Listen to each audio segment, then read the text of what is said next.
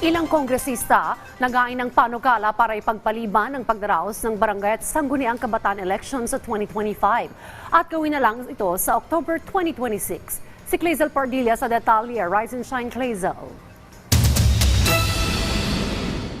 Naghahanda na ang Commission on Elections sa nalalapit na national at local midterm elections sa darating na May 2025. Sa parehong taon sa December naman, ikakasa ang barangay at sangguniang kabataan elections. Kung umiiral pa rin ang batas at desisyon ng Korte Suprema doon sa Makalintal versus Comelec, kailangan ipatupad ng Comelec ang halalan sa December 2025. Nirerespeto raw ng ilang mambabatas ang desisyon ng Korte Suprema, pero inihain ang House Bill 10344 na nagpapaliban sa BSKE sa susunod na taon at umaapelang gawin itong October 2026. Malinaw naman kasi sa Constitution na ang term 3 years and nakalagay naman doon ng Congress sa magdedetermine ng date ng barangay elections. Very unfair naman na gawin 2 years yung term ng sangguniang kabataan at barangay, di ba?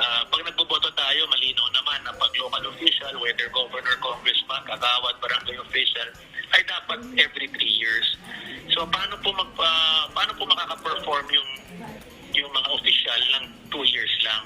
Ganun din ang expectation rin ng bumoto, 3 years sila. Hunyo noong 2023 nang ideklara ng Korte Suprema ang Republic Act 11935 na nagpaliban sa pagsasagawa ng BSKE mula sa inisyal na schedule na December 2022 sa huling Lunes ng Oktubre 2023 bilang unconstitutional.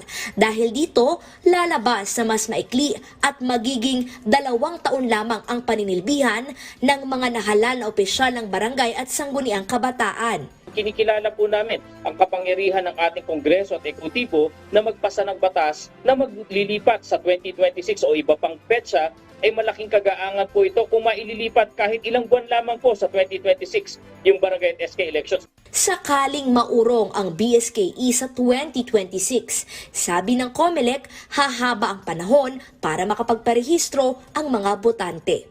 Clazel Pardilla para sa Pambansang TV sa Bagong Pilipinas.